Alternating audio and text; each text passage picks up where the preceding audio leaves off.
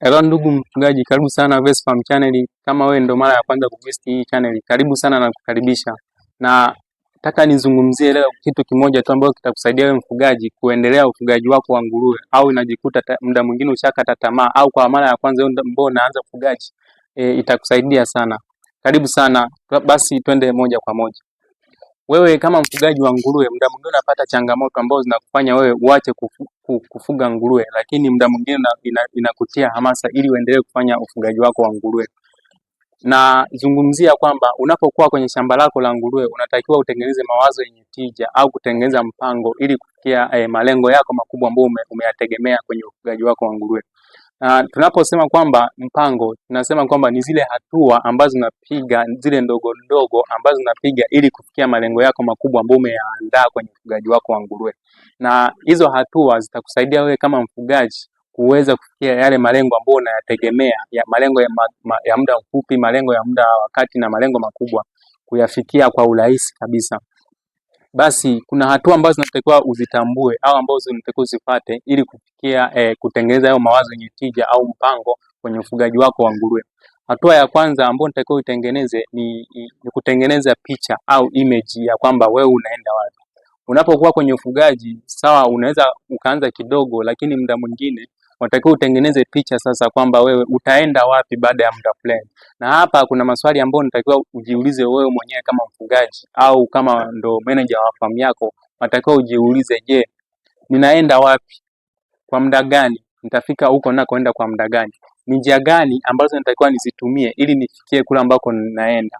Na muda ambao unatakiwa ufikie pale ambako unaenda. Unatakiwa hayo maswali ujiulize na uyaandike chini kabisa, ili kwamba muda mwingine unaweza ukasahau, ili iwe kirahisi kurejelea kwamba niliandika kitu fulani. Je, sasa hivi nishafika sehemu gani ambako kitu ambacho nilikiandika?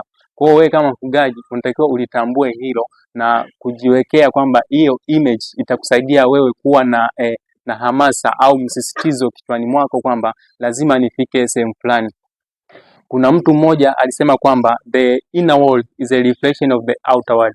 Wewe unavyojiona, wewe unapojiwekea malengo, hiyo ni picha ya ndani, au tunasema kwamba ni dunia ya ndani ambayo ipo ndani, bado haujaitoa bado.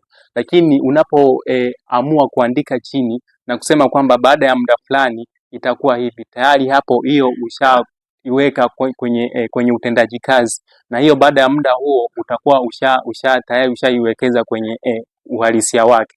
Kwa hiyo kama mfugaji, tengeneza hiyo picha ambayo itakusaidia wewe hata unapofanya kazi hapo, unapohudumia mifugo yako, itakusaidia kichwani mwako kujua kwamba muda fulani natakiwa niwe na kitu fulani. Na hata kwenye management sasa itakusaidia wewe kumanage mifugo yako vizuri kwa hatua ambazo zinatakiwa.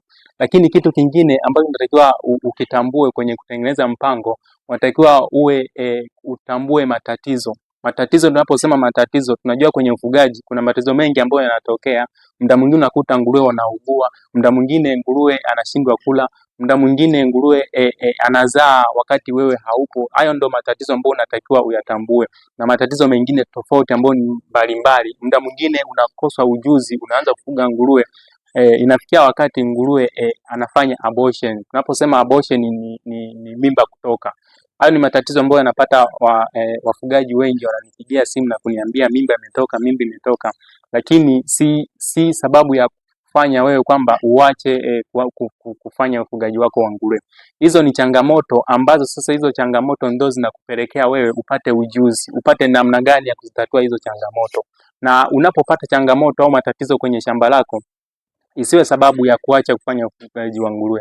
Hiyo ndio sababu ya kupata ujuzi na experience zaidi. Hata kama ukiwa na shamba lako kubwa, hautopata matatizo ambayo yatakuhitaji utumie pesa nyingi ili kutatua hayo matatizo.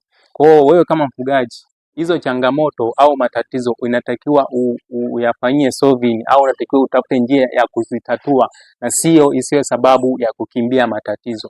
Na matatizo hayo ni kama stepping stone. Tunaposema stepping stone, tunasema kwamba ni jiwe la kupandia ili ufike sehemu fulani ambako unataka kwenda. Na matatizo hayawezi yakakwepeka kwenye kila sehemu. Lazima yawepo kwenye kila biashara, lazima yawepo kwenye kila shughuli.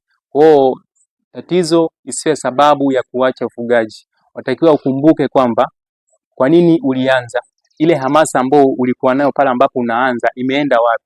Watakiwa ulicall hiyo hamasa na uhisishanishe na sasa, kwamba hiyo hamasa iwe chanzo cha kuendelea kufanya ufugaji.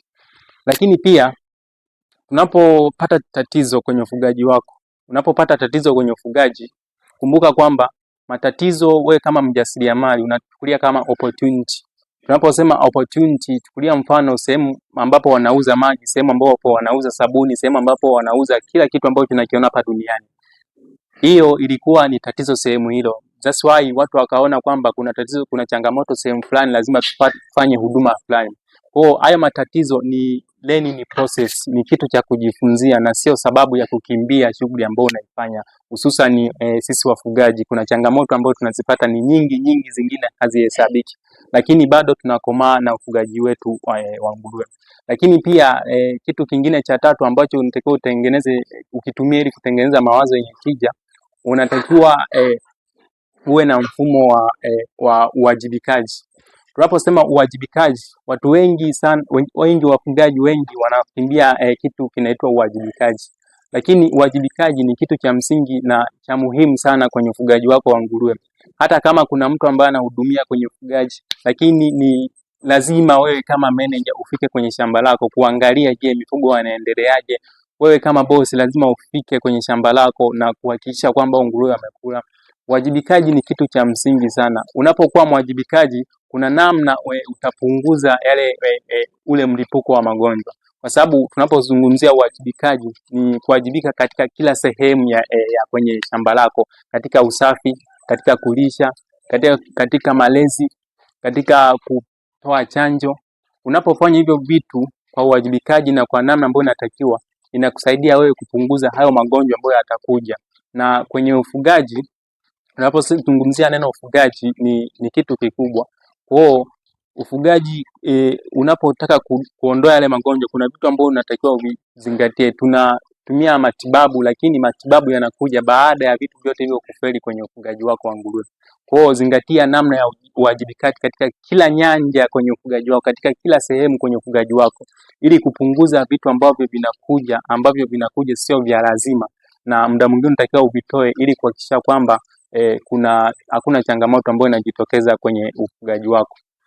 Nashukuru sana kwa kuangalia hii video. Kama wewe ndo mara ya kwanza kuvisit au ndo tayari ushavisit kwenye hii channel, nataka utoe maelezo kwenye comment kwamba wewe kwenye ufugaji wako kuna changamoto gani ambayo inakuletea madhara, au kuna muda mwingine ulianza ukaacha, ama kuna umefikia wapi wewe kwenye ufugaji wako wa nguruwe, ili tuweze kushauriana zaidi na kupeana mawazo na kufunzana zaidi kuhusu ufugaji wako wa nguruwe, na ili kufanya ufugaji wa nguruwe uendelee nchini Tanzania.